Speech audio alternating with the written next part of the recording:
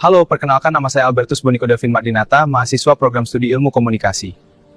Hari ini saya ingin berbagi tentang harapan, mimpi, dan ilmu yang ingin saya pelajari selama menjalani proses pendidikan ini. Saya percaya bahwa menjadi seorang mahasiswa bukan hanya tentang hadir di kelas, mengerjakan tugas, lalu menunggu kelulusan. Lebih dari itu, ini adalah perjalanan membentuk karakter, membangun wawasan, dan mempersiapkan diri untuk masa depan. Saat saya memilih ilmu komunikasi, saya tahu bahwa komunikasi adalah jantung dari kehidupan manusia. Setiap pesan, ide, informasi, bahkan perasaan yang kita sampaikan, semuanya membutuhkan cara penyampaian yang tepat.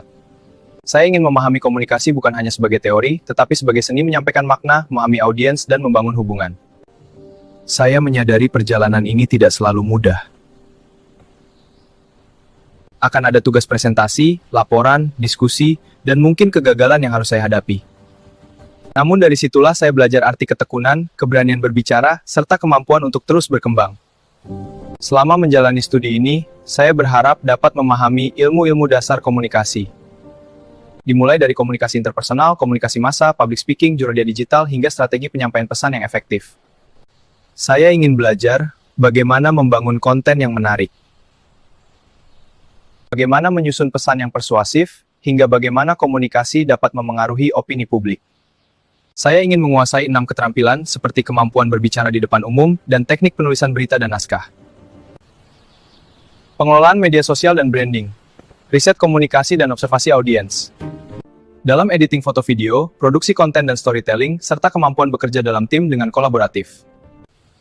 Saya ingin menjadi seseorang yang tidak hanya memahami teori, tetapi juga dapat mempraktikkannya.